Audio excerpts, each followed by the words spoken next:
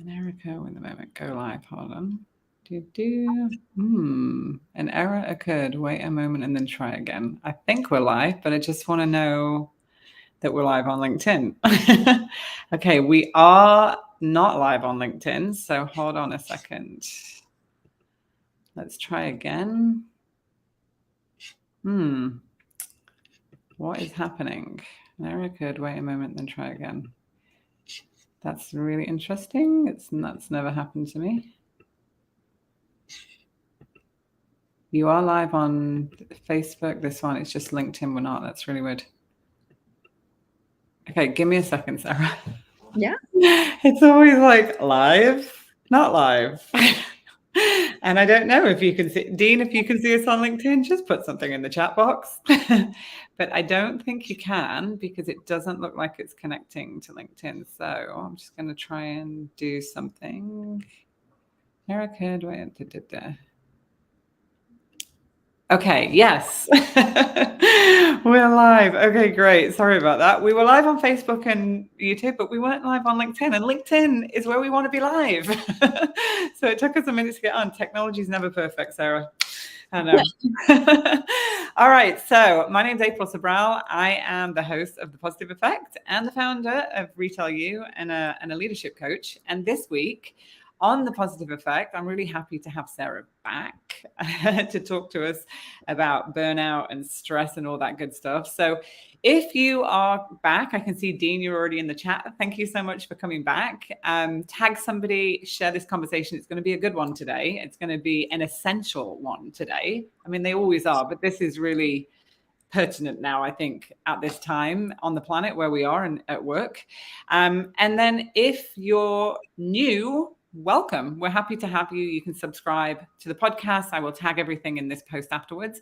We have a short half an hour segment to kind of pick Sarah's brain and get as much information out of her. But before we do that, I'm going to just introduce you because I just love working with you. I've known you, I think, 5-6 years now. We've been working together.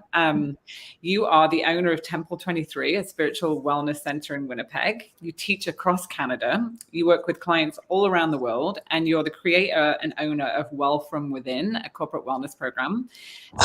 You focus on wellness, obviously, stress reduction, finding purpose and inner peace. Love that. Wrote an article for Forbes this week, inspired by you, Sarah, about these. And you've dedicated your life to helping people. And also you're the author of the meditation course on the Retail U platform that lots of retail leaders have gone through. So I'm so happy to have you back. So welcome. Thank you so much for having me. It's always a pleasure. So we're going to dive right in because we do not have a lot of time and there's a lot to talk about. You know, the topic right now that comes up when I'm talking to leaders, and this is why I'm so happy to have you on, is about burnout and stress. I've been in a lot of leadership calls lately where it's still very prevalent, as much as we think, oh no, you know, we've learned how to be mindful in the last year. Kind of like that word is now out there and it's becoming more mainstream. But really, people are burnt out. And in our industry, we're going to go into peak time. And so I'm really concerned about that. And like, I'm really happy to have this conversation today, kind of get your insights. So we're just going to jump in. What is burnout? Because I hear that term all the time. Yeah. Actually doing a lot, the research for this talk, I hope that the people that are watching can find some peace in this, because when I was reading the definition of burnout, I thought, wow, I am also burnt out on a level.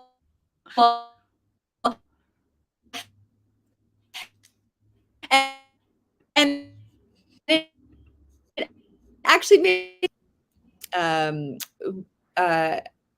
really hope that everything we talk about today helps people feel normal, because I think burnout is probably a more normal feeling now than it has been in a long time. Especially with the stressors that we've had to deal with for the last 2 years. So in the research that I did, I found a really interesting article by a scholar who she compiled all the burnout scholarly articles out there, and she put it into one, and she found that burnout can be broken down to 3 dimensions. So job burnout is a psychological syndrome that involves a prolonged response to chronic interpersonal stresses on the job. Now, I believe it's not just the job. It's all over. Family stress, physical stress, all the stresses in our lives. But the three dimensions are: one, an overwhelming exhaustion. So when you are feeling a state of burnout, overwhelming exhaustion is level one. Number two, a feeling of cynicism and detachment from the job. When a person gets to this state, they just say, I'm just going to do the bare minimum, get the job done, and just go. And three is a sense of ineffectiveness and a lack of accomplishment. And so even though you probably are producing excellent results, there's this feeling inside that it's never enough, that you're not good enough. So this is a major, major problem, especially if you're someone that manages hundreds and hundreds of people that are experiencing burnout. We now know that they're going to be exhausted. They're not going to be able to perform the way that they usually can. If they're feeling that cynicism and detachment from the job, they're not going to go above and beyond. Like if you're a teacher, you're a healthcare worker, you don't go into those jobs hating that. But when the stress load gets too much, you just don't like what you do anymore. Well, yeah. And I can tell you from walking into retail stores in my industry, just like bare minimum service, like some of it's training, but some of it could just because they're just exactly what you're explaining right now, just feeling completely fatigued and just cynicism towards the job. And what these scholars are finding, people that are researching burnout, is that cynicism is contagious. And so even if your other staff is not in that deep state of burnout, it is contagious. Right. So you do you go in, you do your best, you do the bare minimum, you just want to get the job done. And then even when you are trying, you don't even feel like you are producing anything for the company anyway. So this deep sense of lack of performance, even if you are doing a great job. Lack of performance and feeling like purposeful in what you're doing. Because I think I just wrote an article about it this week in a piece, and like that connection to like feeling purpose in what you're doing. I don't think you have to go sit on a mountaintop in India to figure that out. I think you can find it in the everyday of what you do. But like you said, fatigue, cynicism, and then that transferring into bare minimum of just not feeling good inside, which then we're not feeling inner peace. We're not feeling content with what we're doing, which is contagious because energy is contagious, right? Like when people don't feel good. Yes. And this makes me scared, April. It makes me sad. Not many things make me sad, but I work with people all over the world all day long. And when I hear from people how much they don't like their job, this makes me sad, because this is where people are spending the majority of their life. Right. And that just talks to that whole quiet quitting thing that's now come about, the term of people just leaving their job. I mean, when I was at the meditation retreat last weekend, the amount of people that were there because they wanted some peace, because they had to deal with a job that they didn't really love. Yes. And it was really because of the burnout, because of the working the hours and the pressure and the stress that they're having now through going through the last couple of years of not knowing how to navigate it. And yeah, that's real, because there was a whole heap of people there with that intention to find some inner peace. Yes. And I would argue that people do like their job.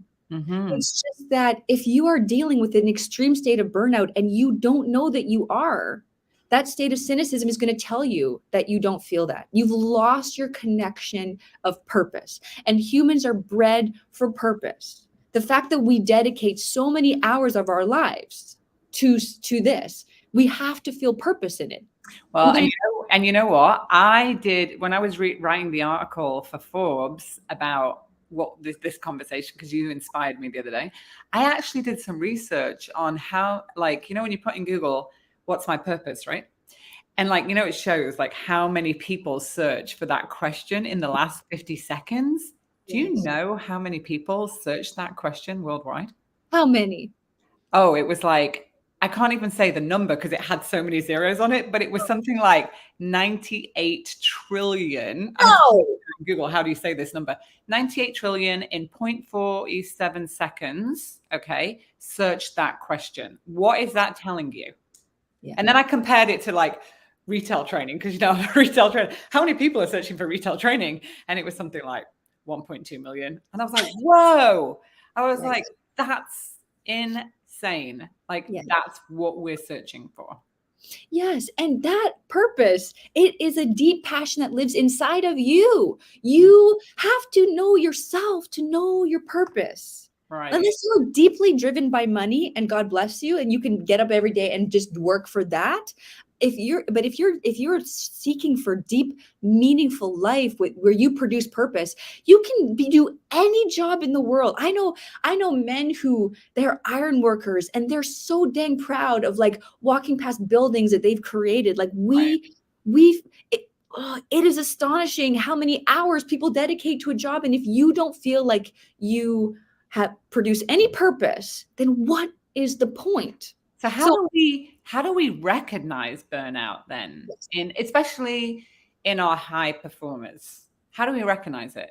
Well, this is what's scary, April, is that in people who aren't deeply invested, you're 20, you're just trying to pay your bills, you're trying to maybe find yourself, you're going to see burnout. You're like, okay, Cindy is obviously not as passionate as she was. She's maybe gossiping a bit longer. But when you're looking at high level executives who are super invested, that are stubborn, that are high performers, that have strong willpower, they're going to push through burnout. Even though they are living in this high burnout, they're going to push through it.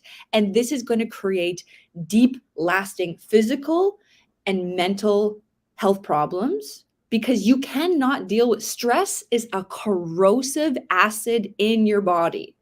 And if you are not dealing with stress, it's just going to keep breaking you down and breaking you down and breaking you down. So if you're a company, at this point, you have to assume that stress is going to continue to be a problem. So I really think we need to all companies need to look at burnout and look at how do we prevent burnout? How do we heal from burnout? How can we support the people with burnout? Because we might, let's say we lose our entire staff and get a whole new staff. Right. Let's say something as stressful as COVID happens again. Then you're going to go through this whole cycle again. But if you can implement pillars of deep mental, physiological, emotional wellness into your company now, then you can build these strong, fortified people on the inside. Because we talk about work-life balance. Right. Now, to me, I think this word is nuts. Because people have to have balance within. So let's talk about what balance is. Okay. Balance is our natural state. It's physiologically, the word is homeostasis. Our body is naturally wired to come back to a state of balance. Balance comes from a state of stillness. So the greatest fighters in the world, they fight in total stillness. Interesting. Yeah, they fight in total stillness. I'm friends with lots of world champion fighters, and they when they go into the ring, their mind doesn't think. So it doesn't mean that if you have someone in stillness that you're not dealing with lots of stressors. It just means that on the inside you're still. Stillness leads to balance. Balance leads to stillness. But what breaks down our balance, our stillness, is stress, fear, and anger. Right. So we need to help people to address the stresses, the fears, and the angers, and give them actual, simple, easy to implement, effective tools to get ahead of that. Right? We know the aging process is going to happen. We know we're going to get wrinkles. We know that our bodies are going to be different, but we know that with certain supplements or certain healthcare regimes that we don't have to age. We can age gracefully. Right. And it's so interesting, right? Because that analogy of like working out your body, like I think in the last couple of years, people are working out more than they have, and they've adopted this. Well, some people, but like that's because it's kind of, you do feel better. Like I worked out this morning and I got endorphins in my body and I felt better, but it is a physical thing, right? It's an external thing. But when you talk about stillness and that example of a fighter, it's an internal thing. And I think that's the thing that's really hard for us to diagnose or for us to prioritize, because it's not something that you physically see on the outside. Well, you could argue that you do, but yeah. Because if you look at your life outside, you can get a good understanding. Okay, you can see what's happening on the inside, on the outside, but I understand what you're saying.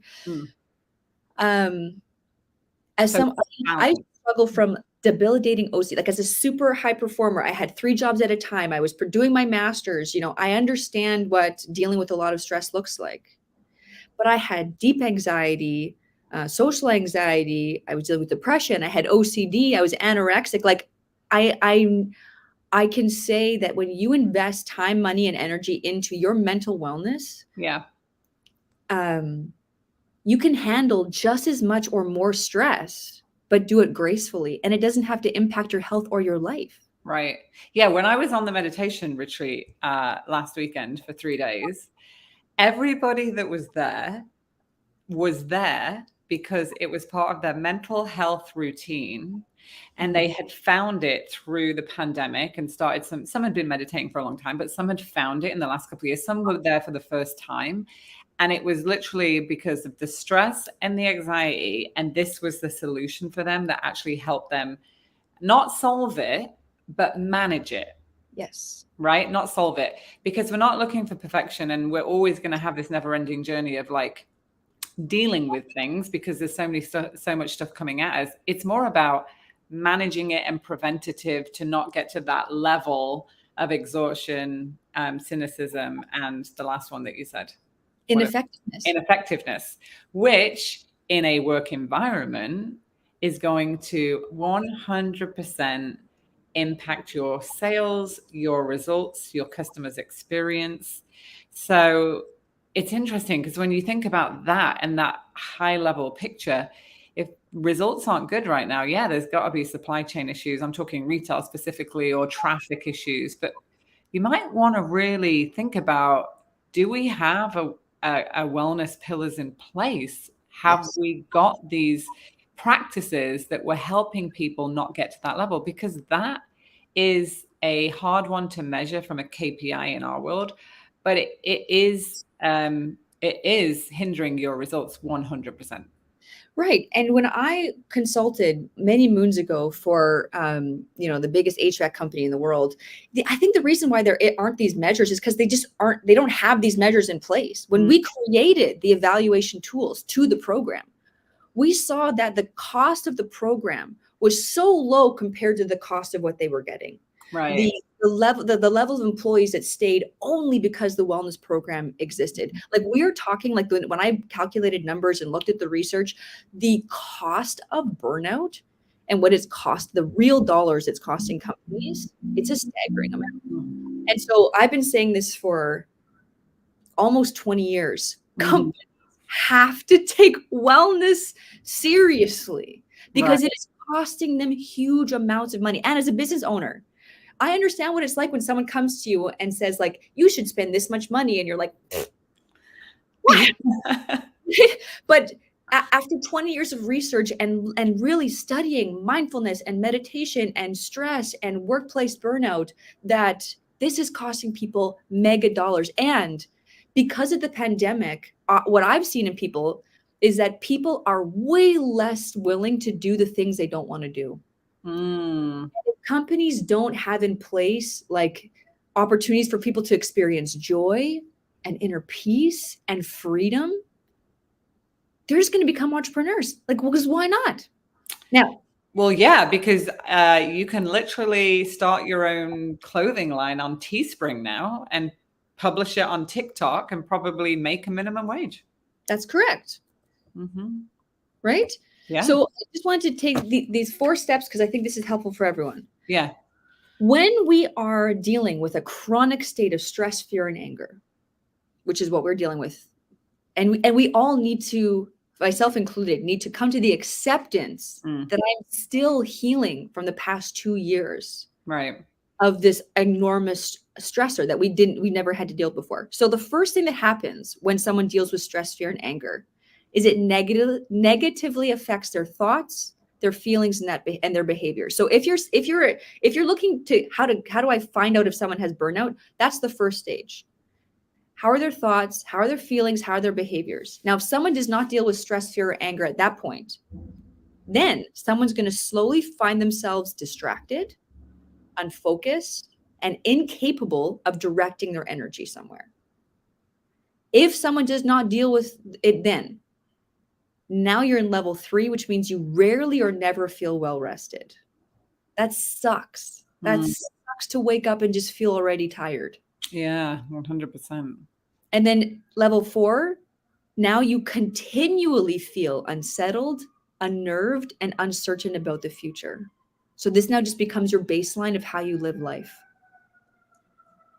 And that's like level 4. So like we have to like slowly bring people back to level 3, level 2, level 1. And so the reality is that the one thing that we haven't made important is relaxation.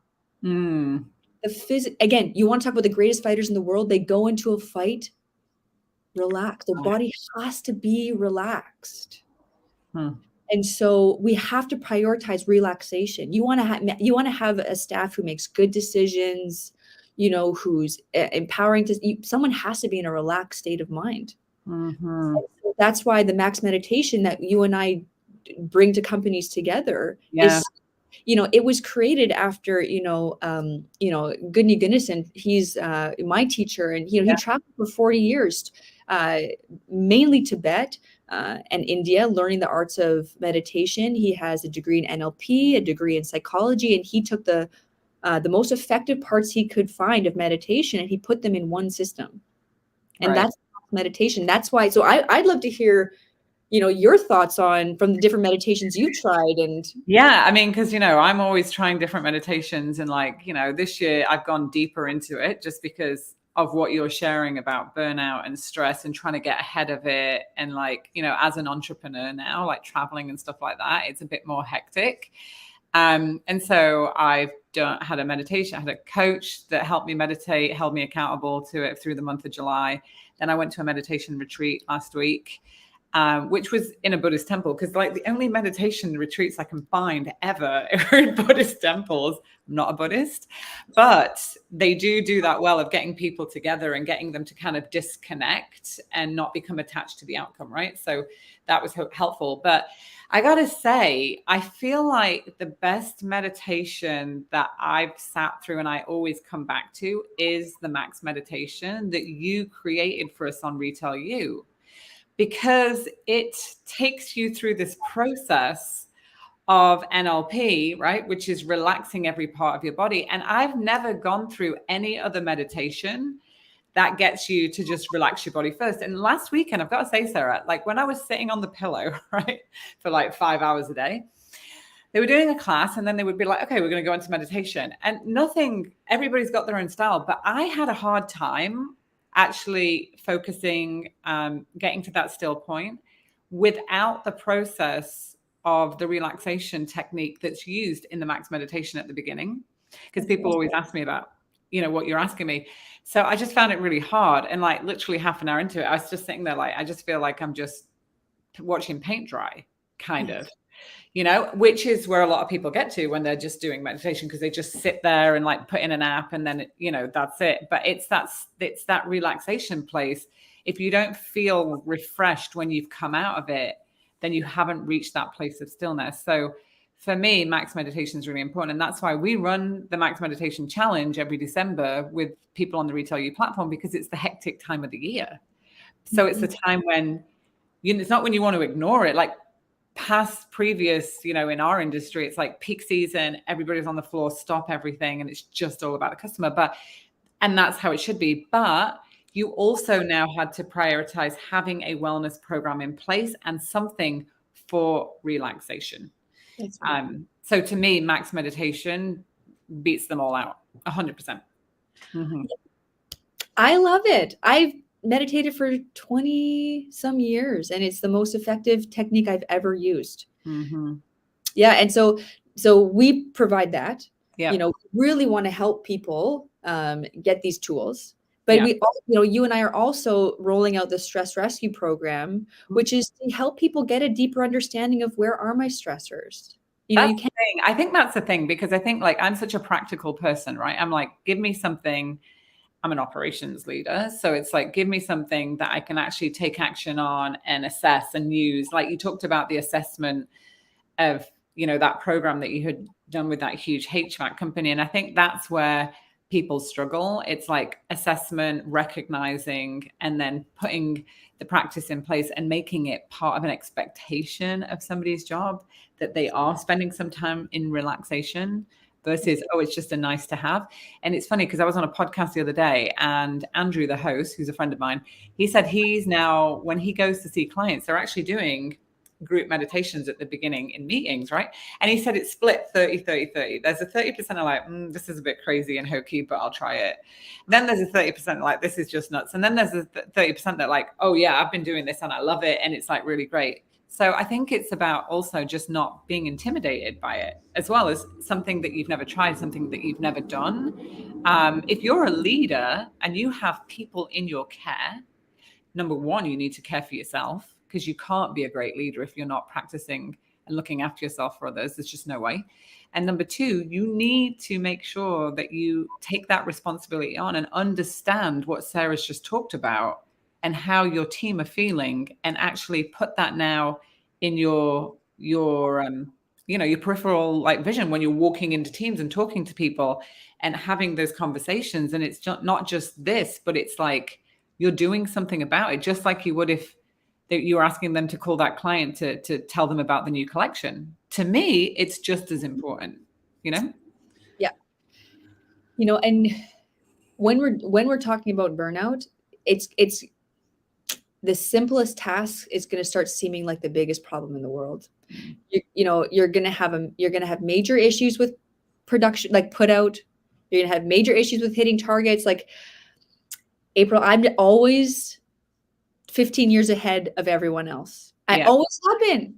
When I was a personal trainer, I was telling everyone, eat your green powder, do your this. And everyone looked at me like I had two heads. Right. And there's not a fitness person in the world who wouldn't take greens or collagen, but I was the weirdo.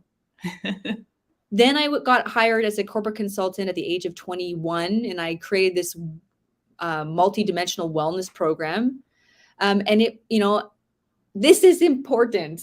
I'm just going to come off as crazy. I get it. I'm deeply passionate, but I'm also extremely smart and visionary. And I see the writing on the wall, and like this next, like people now post COVID, they are going to need, workplace needs to feel like a safer environment. Mm-hmm. And I don't mean that in like a non-confrontational way. That is not mumbo jumbo I'm talking about. I'm meaning like this is a place where I can come and find purpose. I can find joy. I can find meaning. And I think that also I think that means that people that make the decisions need to understand what's happening on the inside of all their staff. Mm-hmm. When I was talking wellness, 17 years ago, people just measured heart rate, blood pressure, whatever. But we're not just physical bodies. Right. Yeah. We're multi-dimensional people, and burnout is like if someone's hit burnout, they are in a bad place. Yeah. And we need to care about people more than anything. And if you look at any study that shows when you care for something, whether it's a plant, an animal, a child, they thrive. They thrive. Oh yeah, they thrive. Yeah. And I feel like there's a lack of tolerance now in employees to be in a situation, like you said, where their boss or their leaders or the company just doesn't share that sentiment. There is a lack. So if you're struggling with hiring for peak season, right, coming up, or you're struggling with retaining and holding onto your staff, it's not that hard to diagnose what's really going on, right? I that's why I'm such a big advocate for leadership.